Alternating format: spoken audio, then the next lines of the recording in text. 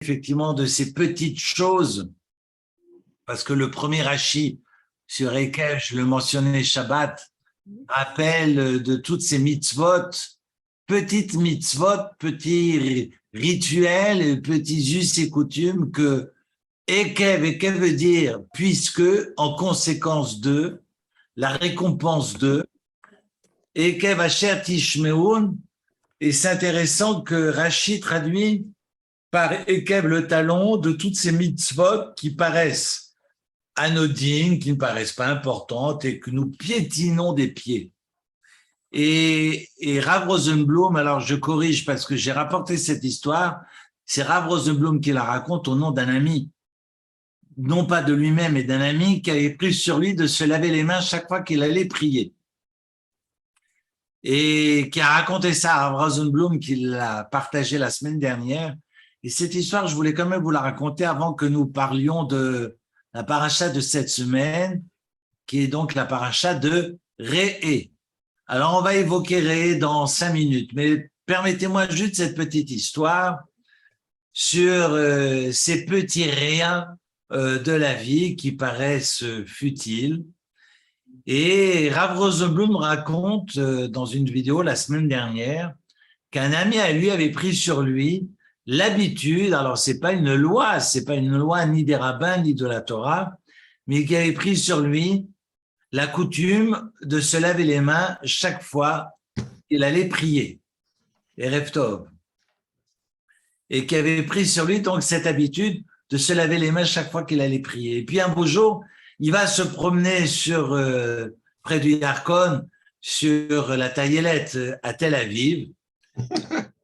Et évidemment, c'est pas à Tel Aviv qu'on se réunit pour faire la prière, quoique. En tous les cas, il se promène avec sa femme sur cette taillelette, il voulait marcher ce jour-là, et il entend mincha, mincha, mincha. Mincha, c'est la prière de l'après-midi.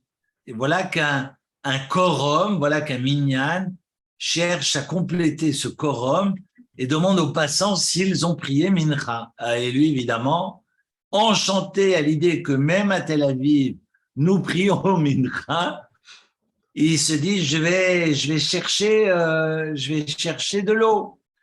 Contrairement à tous ces gens qui vont taper sur les robinets même quand ils donnent plus d'eau, mais ils ont gardé ça de Moshe, de Moïse qui a frappé sur le rocher. Il y a beaucoup de gens qui viennent taper même en sortant du cimetière parce que parfois le robinet il est glacé en hiver.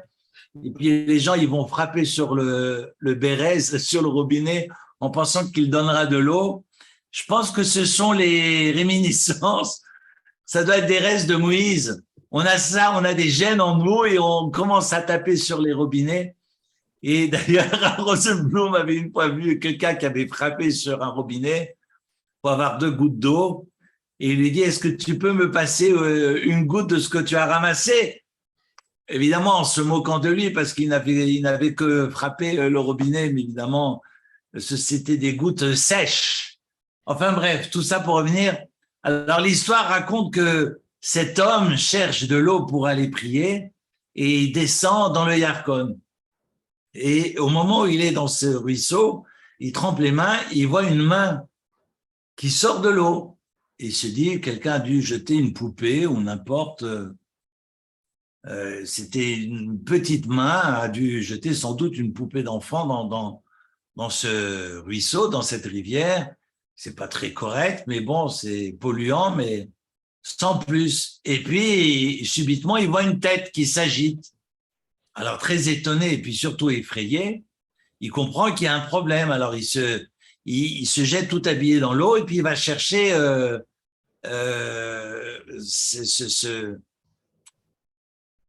cette poupée ou en tous les cas cet être qui semblait être vivant et il se retrouve face à face à une gamine de 3-4 ans qui avait pris l'eau et qui ne respirait plus.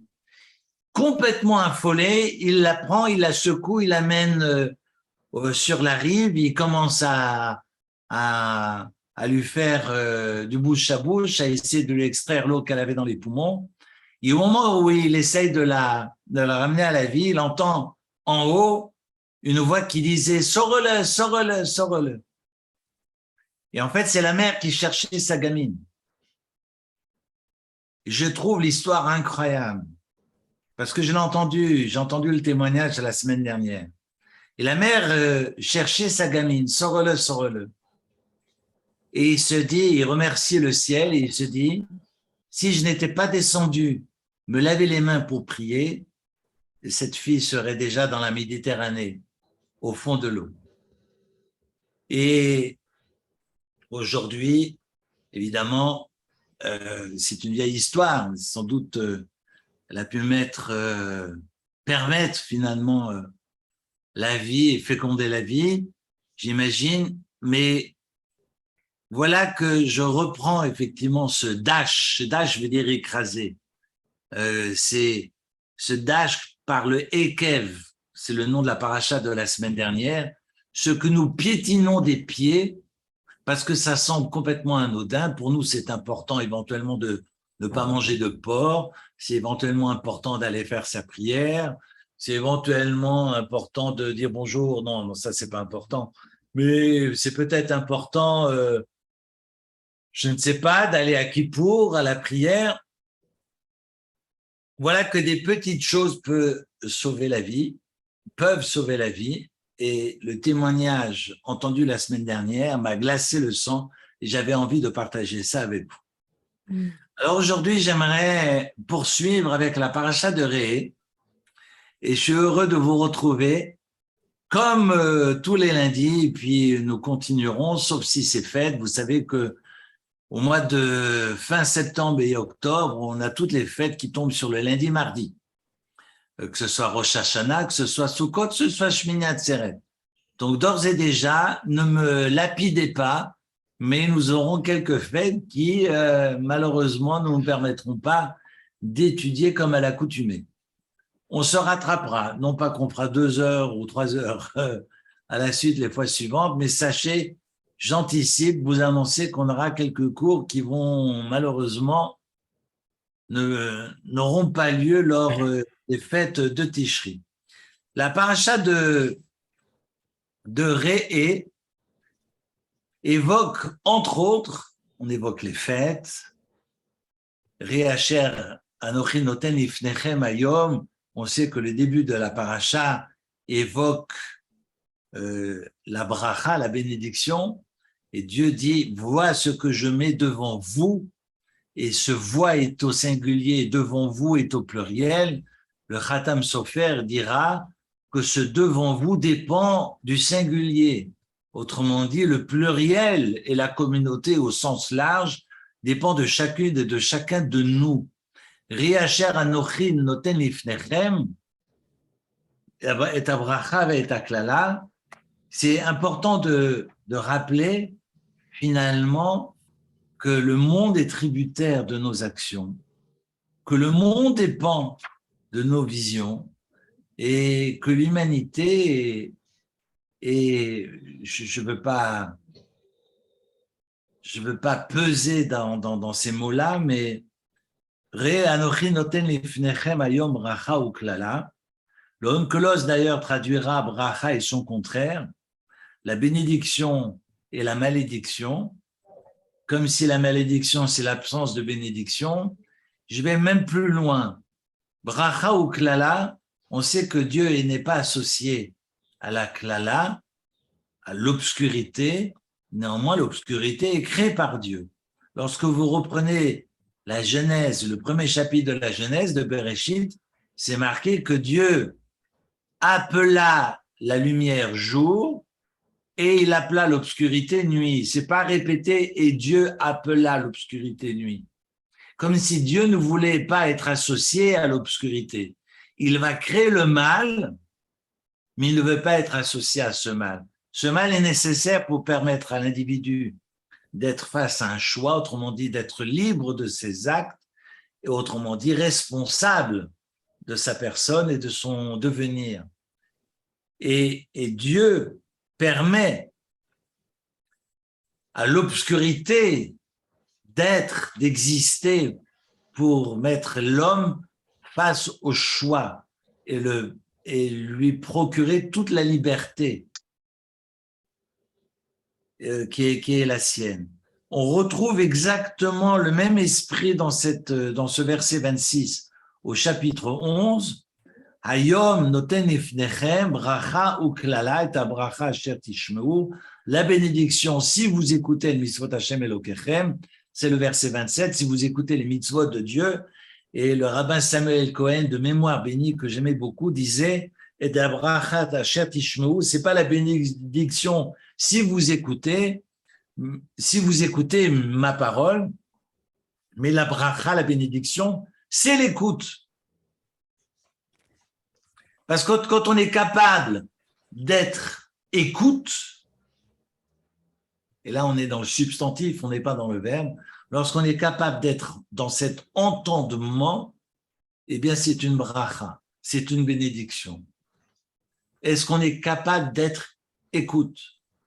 On voit le pendant de cette écoute à travers le Zolel Vesové que nous lirons dans quelques semaines en Kitetsé, de cet enfant renégat qui n'est pas du tout dans l'écoute ou qui n'est pas écoute. Et donc la bracha, c'est notre capacité à être, non pas de tendre l'oreille, on sait que l'écoute est le substrat finalement de la religion juive, parce que le credo juif est Shema Israël, écoute Israël, c'est donc cette capacité d'entendre et d'écouter. D'entendre, c'est-à-dire de comprendre, et d'écouter. Parce que je ne crois pas parce que j'ai vu, je crois parce que j'ai entendu. J'ai entendu de mes maîtres, j'ai entendu de mes parents, qu'ils soient des parents spirituels ou biologiques, mais on parle rarement de biologie. Dans la Torah, on parle surtout de parents de substitution, autrement dit de parents spirituels. Et cette écoute-là, pour moi, est fondamentale. Ça, c'est la bracha, ça, c'est la bénédiction. On poursuit le texte et j'en viens aux questions de consommation, de cacheroute, parce que on va reprendre toute la paracha de Shemini, qui est donc ce chapitre 11 du Lévitique, entre autres, chapitre 10, chapitre 11, où on évoque tous les aliments cachers et les aliments qui ne le sont pas. Alors, évidemment, rappelez-vous que Adam était frugivore. Adam Arishon et les premières créatures de Dieu étaient frugivores, ne mangeaient que des fruits. Dieu leur interdira de manger du fruit qui était à l'intérieur. On traduit toujours au milieu du jardin d'Éden. J'aime pas parler du milieu parce que c'est pas marqué le milieu, c'est marqué Betor Hagan, au centre, plutôt à l'intérieur du Gan. C'est important de ne pas mélanger les mots. Il y a quelques confusions dans les traductions. Enfin bref, Adam aura l'interdiction de toucher à cet arbre de la connaissance. Néanmoins, il peut manger de toutes les herbes de la terre. Quand vient le Maboul, le déluge, au chapitre 9, verset 3, eh bien, Dieu dira à Noé qu'il va pouvoir manger de toutes les créatures, Keyerek, comme finalement l'herbe des champs. Que de manger à une vache, c'est comme manger de l'herbe des champs. Évidemment, on ne va pas pouvoir mordre l'être, la créature comme ça, à pleines dents, vivante. Il faudra un abattage rituel, and so on. Et raison pour laquelle le verset suivant dira que le sang qui circule représente la vie, et tant que le sang circule dans cette créature, évidemment, je ne peux en consommer. Mais vous remarquerez, dans ce que les sages appelleront la dégradation de l'humanité, parce qu'on en vient finalement à manger des animaux, alors que Adam et Ève ne mangeaient pas d'animaux, eh bien, curieusement, tout ce qui est en lien avec la végétation, il n'y a pas d'interdiction. Alors vous allez me dire, oui, mais je ne peux pas manger des premières pousses, les premiers fruits de l'arbre, ce qu'on appelle révite, ce qu'on appelle aussi orla, ce qu'on appelle chadash, les prémices. N'empêche, après les prémices, je peux manger de cet arbre. Donc, il n'y a pas d'interdiction liée à la végétation. Il y a uniquement en lien avec les premières pousses qui seront consacrées, mais la végétation ne comporte pas d'interdiction, contrairement aux aliments des aliments vivants, enfin des créatures vivantes, comme les quadrupèdes, comme les animaux aquatiques ou volants.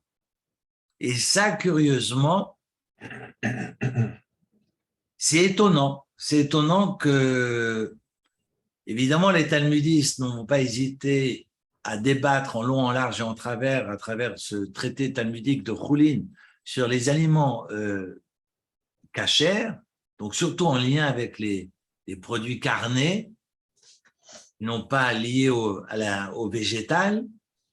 Et comme disait d'ailleurs Léon Ashkenazi, il ne faut pas que la cache-route cache la route, mais c'est vrai que le traité talmudique de Choulin et puis toute la halakha qui va en découler est très lourde, chargée, au sens laudatif du terme, très chargée parce qu'on est vraiment très, très, très attentif par rapport à tout ce qui découle de ces lois alimentaires. Cela dit, contrairement à toutes les lois de la Torah, où on est assez binaire, c'est-à-dire soit c'est cachère, soit ce n'est pas cachère, soit c'est permis, soit c'est interdit, eh bien, la viande a une autre propriété qui est celle qui est mentionnée dans la paracha d'aujourd'hui. Parce que la paracha d'aujourd'hui, au verset 20 du chapitre 12 de Devarim, du Deutéronome, c'est marqué « Ki achiv Hashem Elokecha gvulecha asher diber lach » lorsque le bon Dieu agrandira tes frontières, comme il te l'a dit, va Martha, et tu diras Ochla Bassar, Ochela Bassar, c'est un futur, première personne. J'aimerais manger de la viande. Ki te'ave nafshecha lechol bassar. Parce que ton âme désire manger de la viande. C'est curieux. C'est la première fois que je vois ça dans la Torah. Ki ta'avat nafshecha lechol bassar, bechol avat nafshecha tochal bassar. Avec tout le désir de ta personne, de ton âme, tochal bassar, tu mangeras de la viande. C'est curieux. Qu'on parle de désir. On ne parle pas de désir dans les autres domaines de la vie, en tous les cas mentionnés dans la Torah, et par rapport à la cache-route, en l'occurrence, la viande, la chair, si tu désires la chair, je t'autorise à consommer, à la consommer. Tant qu'il y a cette envie, le jour où tu n'as plus d'envie, tu cesseras de consommer la viande. La viande, finalement, est un pis-aller. Il y a eu, au sortir de l'arche de la Teva, cette autorisation divine de pouvoir manger de la viande. On peut comprendre, alors, qu'est-ce que ça veut dire, dégradation de l'humanité? C'est difficile à expliquer, à expliciter, parce que on mange de la viande depuis qu'on est né. Mais la Torah viendra dire, dans la paracha que nous avons lu samedi, vous êtes face à votre désir. Moi, je ne vais pas m'opposer à votre désir et je donne cette liberté de pouvoir assouvir ce désir de chair. Pour autant, lorsque cesse ce désir, vous cesserez de consommer la viande. C'est-à-dire que je ne vais pas manger finalement la vie pour manger la vie. J'ai cette envie de chair, j'ai des rituels qui m'obligent à abattre l'animal d'une certaine manière, je dois en extraire le sang parce que le sang c'est la vie, je dois couvrir ce sang, les lois et le rituel est très strict par rapport à cela, je ne peux pas manger de la viande comme je voudrais, et après quand toutes les lois sont respectées, pour pouvoir respecter finalement la vie de l'animal, Dieu me viendra me dire, c'est parce que tu désires, mais le jour où tu ne désires plus, Cesse donc cette consommation qui n'est pas ordinaire. Et c'est comme ça que j'ai envie de comprendre ce verset 20.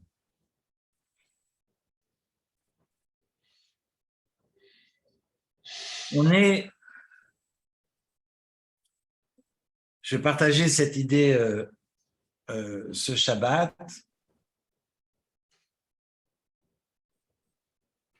On est face à différentes interprétations. Alors, vous savez bien que la cacheroute est une loi irrationnelle. Ce qu'on appelle une loi irrationnelle, c'est une loi qui n'a pas d'explication objective mentionnée dans le texte de la Torah, autre que je suis l'Éternel qui vous l'ordonne, qui te l'ordonne. C'est parce que Dieu m'ordonne que je ne mange pas. Je ne pourrais pas dire comme l'avance Rachi à la fin de Shemini, Iepshi, ça me dégoûte. Non, c'est bon, mais je ne mange pas parce que Dieu m'interdit de le manger. Si effectivement c'était malsain de manger du cochon, je pense que l'humanité entière serait malade. C'est loin d'être le cas. Donc, si je ne mange pas, c'est parce que Dieu me l'a interdit. D'ailleurs, ça me rappelle un texte du Maharsha de Ravidels qui rapporte sur un texte du traité talmudique de Choulin qui dit « L'homme est souté », c'est-à-dire que Dieu ne m'a pas interdit ces lois alimentaires, hein, de consommer par exemple le porc. Xerat HaMelech-hu, nous dit le Maharsha, c'est le décret du roi, et que je ne dise pas que c'est pour des raisons d'hygiène ou mais isouté pour des raisons de santé. Isouté en araméen veut dire la santé. C'est pas pour des raisons de santé que je ne mange pas cachère, que je mange cachère, mais c'est parce que Dieu me l'ordonne. C'est fondamental. Et c'est la raison pour laquelle, lorsque ma mère de mémoire bénie a rédigé son texte sur la cacheroute, a bien précisé qu'il s'agit effectivement d'hypothèses scientifiques. Elle était docteur en chimie et que ce sont évidemment des raisons très subjectives qui lui appartiennent. Évidemment, si j'avance des hypothèses et que demain des scientifiques viennent mettre par terre évidemment toutes ces hypothèses, alors je vais enfreindre ces lois et manger taref. Non, je ne mange cachère parce que Dieu me l'a ordonné, mais Dieu m'oblige d'étudier, et donc je ne vais pas uniquement m'astreindre et étudier les lois qui sont mishpatim et mitzvot, des lois compréhensibles. Je peux aussi m'atteler, je peux aussi étudier des lois qui sont irrationnelles. Rien ne m'empêche de m'asseoir devant ce traité talmudique de Choulin pour comprendre les lois liées aux lois alimentaires. Donc, ma mère l'eusse fait, et puis les commentateurs vont essayer aussi, tant bien que mal, de trouver des raisons aux lois de la cacheroute. On a Maïmonide qui parlera dans Moreh Nevuchim, qui parlera de cette viande du porc, qui est une viande particulière parce que au regard, dans la lecture du Rambam, c'est un animal qui mange des déchets et donc on va ingurgiter ces déchets-là en nous. Les médecins aujourd'hui vous diront, dites-moi ce que vous mangez, je vous dirai qui vous êtes. On n'est pas loin de cela. Fait à l'intérieur, ce qui fait, ce sont toutes ces publicités sur Bifidus et autres que je ne citerai pas, mais c'est vrai que on va manger et on est ce que l'on mange. Pour moi, c'est évident. Raison pour laquelle il n'y a plus de tabernacle, il n'y a plus de temple, et que ce qui est devenu Mikdash Me'at, c'est la synagogue, mais ce qui est devenu le Shulchan, la table, c'est notre table qui est sacrée. La table sacrée, la table dressée qui est sacrée, c'est la table sur laquelle nous mangeons parce que nous apportons des bénédictions à ce que l'on mange et on ne mange pas n'importe quoi, n'importe comment. Autrement dit, on essaye d'apporter une kedusha, une sainteté à la table à laquelle on est.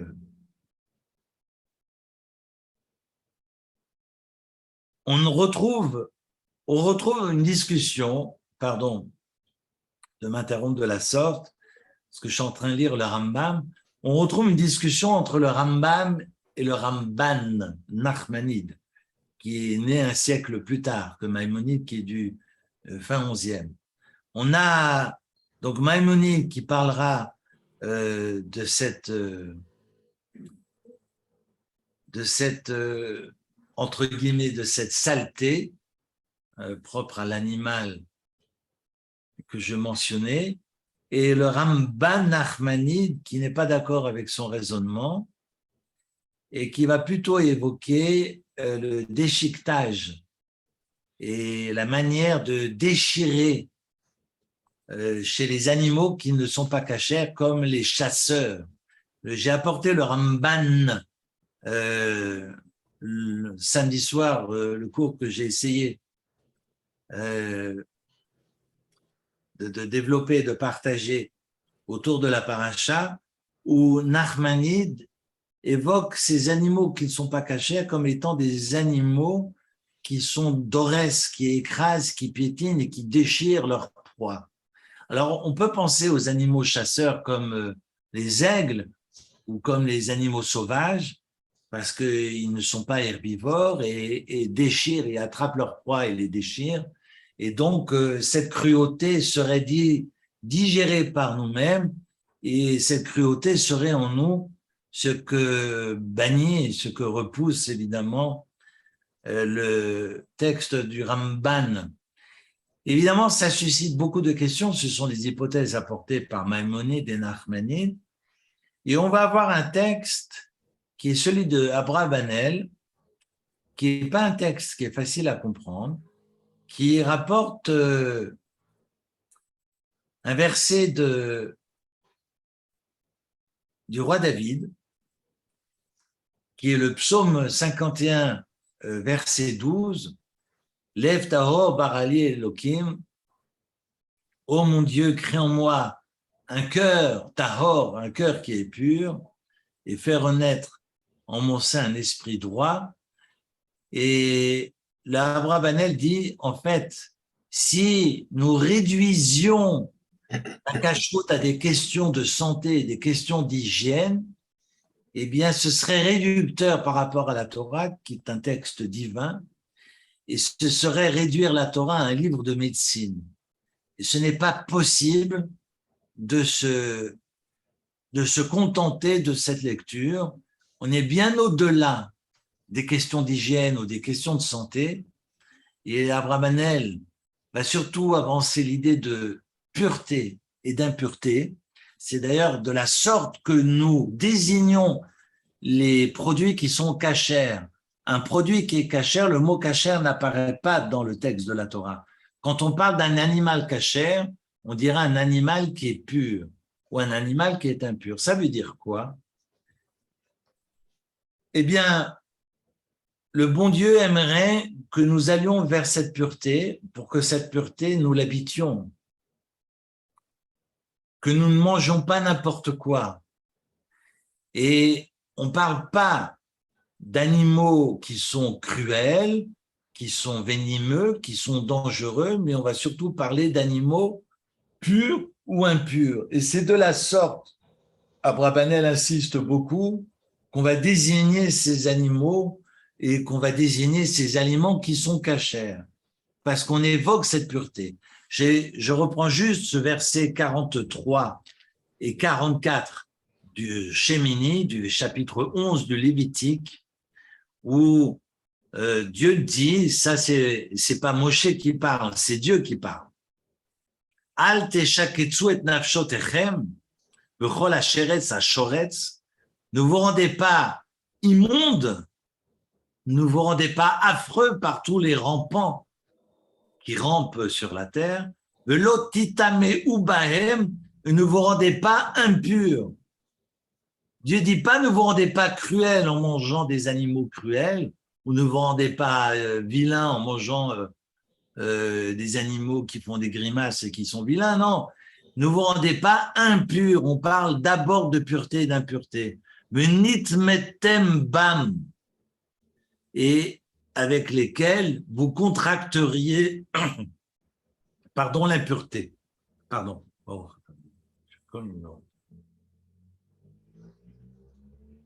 c'est intéressant que la Torah,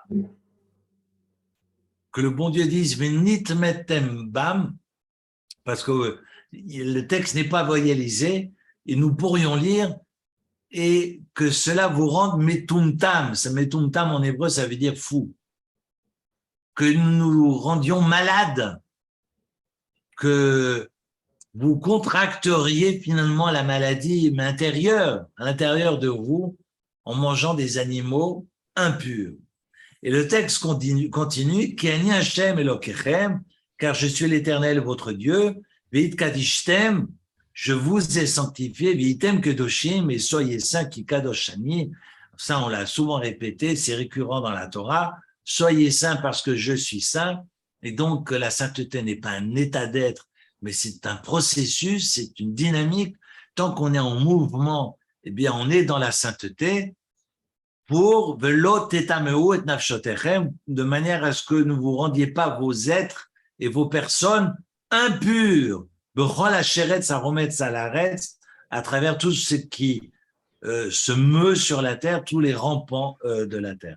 Ça, c'est le texte dans le chapitre 11 du Lévitique, versets 43 à 44, qu'il faut accrocher dans toutes les cuisines, parce qu'il me semble que c'est important d'évoquer cette question, de sainteté, de cette dynamique à laquelle on doit souscrire, et puis également cette question de pureté et d'impureté. Et ça, c'est toute la cacheroute dont on parle, et je pense au regard du texte d'Abrabanel, on n'est pas sur des questions ou des considérations de santé physique quand je parle de pureté et d'impureté. Et je pense que ce qu'il faut retenir, j'ai trouvé cette même idée dans un texte de Rav Jacobson, que finalement, ce n'est pas prendre en considération la santé physique de la personne, mais de s'inquiéter de notre hygiène mentale. De notre hygiène mentale et l'hygiène finalement de notre esprit. C'est ça, de ne pas rendre notre nefesh impur. Parce que le nefesh, c'est notre âme qui nous habite. Parce qu'il est possible de tomber malade en mangeant des écrevisses, mais quand je vois toute l'humanité manger des fruits de mer et qui sont en pleine santé, c'est tout et n'importe quoi. Sachez, je rappelais ça ce Shabbat, j'avais 4-5 ans, je suis rentré dans une poissonnerie avec ma mère parce qu'on cherchait du poisson. C'était dans les Halles, qui n'existent plus d'ailleurs. Hein. Je vous parle des années 70. C'était 70 ou 71, je ne sais plus. J'avais 6-7 ans. Je me souviens, non, c'était beaucoup, non, c'était avant les années 70, fin des années 60. Vous voyez, on est face à un étalage et puis je vois dans l'aquarium une écrevisse. Et je me souviens d'avoir fait baie, d'avoir juste tiré la langue baie. Et ma mère m'a donné une gifle en me disant, on ne dit pas baie. Ça m'est resté. Ça m'est resté parce que finalement, la cacheroute, c'est pas cela. La cacheroute, c'est pas de manger proprement. Alors, c'est vrai que quand on fait attention à ce qu'il n'y ait pas d'insectes dans les salades et que la marche en avant, comme on voit dans les sociétés, le primeur arrive à la cave, les salades sont lavées, arrive au restaurant toutes fraîches et brillantes. Soit, ok, je l'entends, mais c'est pas ça qui compte. Évidemment, les produits seront propres et brillants, mais c'est pas ça qui est important. Ce qui est important, c'est le nefesh, c'est cette hygiène mentale.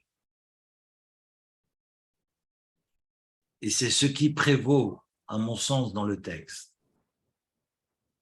Raison pour laquelle le Maharsha dira, l'homme est souté, c'est pas pour des raisons de santé. c'est bien plus que cela. On est sur des lois divines et non pas des lois médicales.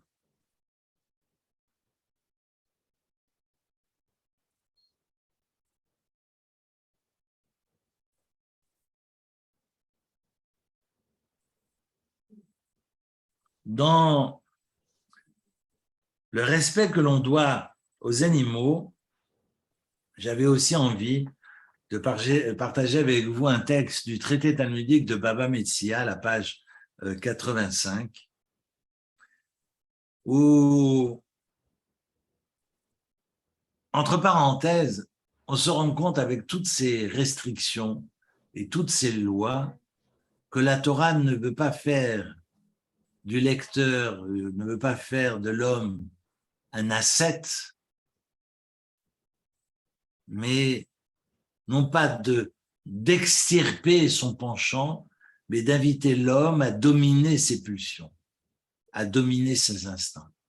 On ne veut pas faire de nous des ascètes, on ne veut pas faire de nous des moines, mais on veut nous apprendre à vivre intelligemment. La cacheroute, c'est cela. Mais c'est notre rapport à la cacheroute, comme c'est notre rapport au monde, notre rapport à la sexualité, notre rapport au temps, notre rapport au social. C'est comment je fais. Non pas je ne peux pas faire, je ne peux pas assouvir mes désirs, mais c'est la manière dont je procède. Comment je jalonne mon chemin de vie pour que ce chemin fasse sens. C'est de cela qu'il s'agit. Et la Torah va nous donner les moyens et les outils et les armes pour que notre rapport à l'animal, qui est une créature vivante, soit un rapport qui soit respectueux. La Torah viendra me dire, par exemple, dans le deuxième paragraphe du schéma, lorsque vous voulez manger, assurez-vous que votre animal n'ait pas faim.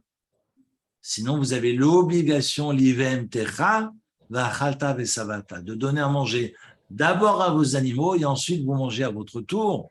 Vous ne pouvez pas manger avant votre animal. Alors vous allez me dire, oui, mais ce n'est pas le chien que l'on égorge pour le manger, mais c'est valable pour les vaches et c'est valable pour tous les animaux de la terre.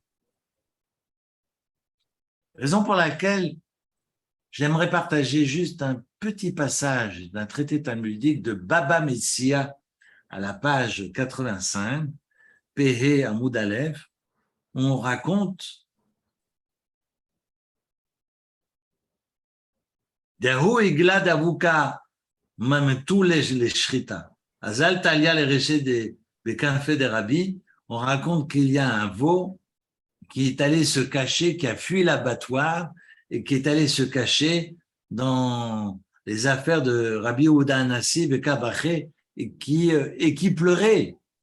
Cet animal est allé se cacher au domicile de Rabbi Yehuda Hanassi, le grand rabbi, maître et auteur du Talmud, auteur et rédacteur de la Mishnah. Et puis le texte est effrayant parce que on a Rabbi Yehuda Hanassi qui va dire Zil, va, bikar notsarta. C'est pour ça que tu es né. Tu es né pour te faire égorger. C'est pas marqué dans le texte. L'écart notsarta, nous dit le texte du Talmud, c'est pour ça que tu as été créé. Et c'est effrayant. C'est rapporté par le Talmud. Et évidemment, ces dures paroles vont condamner Rabbi Yehuda Hanassi. Et le ciel dira, Ohil velo kamerachem, puisqu'il n'a pas eu de compassion pour le veau, l'étoilé Isurin, il va souffrir et il va effectivement subir des souffrances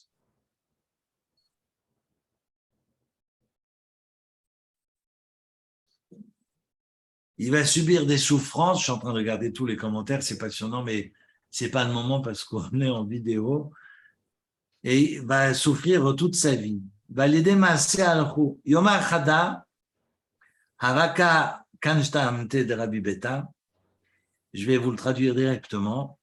Et un beau jour, ses élèves vont venir chez Rabbi Yehuda Hanassi et on verra que Rabbi Yehuda Hanassi aura de la compassion ou va plutôt manifester une toute autre attitude vis-à-vis des animaux qu'il avait chez lui, empêchant par exemple qu'on vienne chasser les souris qu'il y avait dans son foyer. Alors imaginez, là c'est pas des veaux qui se promènent dans son lit, ce sont des souris. Et il dira Rachama val kol ma'asav, comme nous dit les psaumes, Rachama val kol ma'asav, que la miséricorde divine eh bien, inclut toutes les créatures et toute la création et toutes les créatures, tous les êtres, y compris ces animaux, et raison pour laquelle de ces yisourim, de ces souffrances, Rabbi Yehuda Hanassi va comprendre et enseignera autour de lui qu'il faut avoir de la compassion, même pour les animaux et même pour les souris qui faisaient la java dans son foyer. Raison pour laquelle il va avoir l'autorisation de pouvoir manger, puis il cessera de souffrir depuis ce jour-là. C'est intéressant ce texte sur Rabbi Yehuda Hanassi parce que ça donne un autre regard, d'abord sur nos maîtres, mais surtout le rapport à l'animal. Et pourquoi le traité talmudique ici nous rapporte ce texte de Rabbi Yehuda Hanassi, c'est le respect des animaux qui prévaut dans le texte de la Torah. On va pouvoir manger ces animaux lorsqu'on aura ce cholavat nafshecha, ce désir à assouvir, mais quand il n'y a plus ce désir à assouvir, abstiens-toi. C'est pas parce que c'est permis que tu dois le faire. C'est pas parce que c'est permis de manger que tu dois manger. C'est pas parce que c'est permis de manger du chocolat qu'il faut enfler et de pouvoir plus passer la porte après avoir mangé tous les chocolats de Suisse et de Navarre. Mais c'est juste de faire le distinguo entre, évidemment, c'est moutard, mais c'est pas parce que c'est moutard que je suis khayab, que je suis obligé de manger de la viande à gogo et que je peux pas prendre sur moi cette tsniout que j'appellerais la retenue, qui redonnerait effectivement un autre sens à notre rapport à la création, entre autres le rapport aux animaux. J'avais envie de partager cette vision avec vous.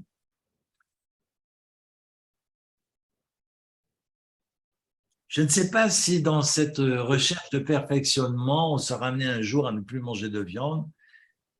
Ça me fait penser à cette blague de ce gars qui allait s'asseoir dans un restaurant et qui demandait qu'est-ce que je peux prendre parce que je ne mange pas de lactose, je ne mange pas de viande, je ne mange pas de poisson, je ne mange pas d'œufs, je ne mange pas de ci, je ne mange pas de ça, j'ai un problème avec le gluten, qu'est-ce que je peux prendre? Et le garçon qui lui dit, prenez un taxi.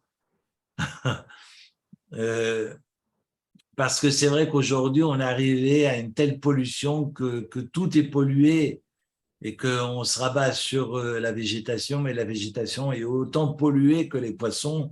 Alors, ce n'est pas maintenant l'objet de mon étude, mais c'est vrai que quand vous voyez ces revues médicales qui vous annoncent qu'on peut manger du poisson partant de principe que tous les poissons contiennent du plastique, mais à partir de combien de plastique il y a toxicité.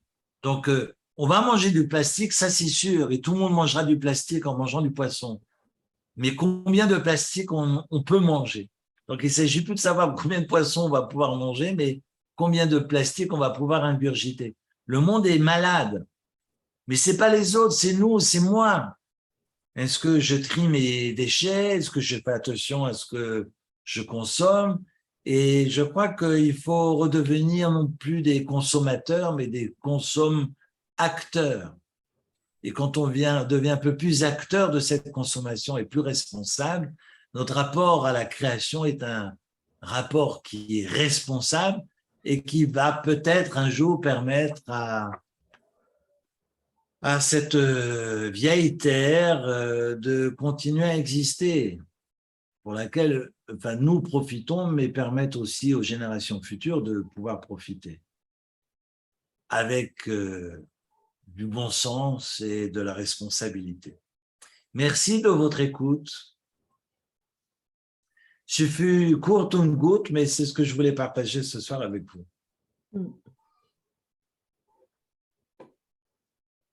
Merci. C'était parfait. Merci. Hazak, Hazak. Merci beaucoup. Merci beaucoup, Eric. Toda. Merci beaucoup. Merci. Au revoir. Merci Bonne beaucoup. traversée. Bonsoir. Merci beaucoup. Toda lachem, toda lachem. Merci à vous. Merci Une beaucoup. très belle semaine. Et puis lundi prochain, avec une paracha passionnante, la paracha de Shoftim. Vous me direz, toutes les parachiotes sont passionnantes. Mais voilà, je suis déjà en train de me torturer l'esprit par rapport à lundi prochain. Donc, rendez-vous est pris, même heure, même fréquence. Merci. Merci beaucoup. Merci. Au Au revoir. revoir. Bonne soirée. Merci. À bientôt. Merci pour toute la torture. Avec plaisir, avec plaisir. Merci beaucoup. Au revoir, merci. Merci beaucoup. Bonne soirée à tous. Au revoir. Merci beaucoup.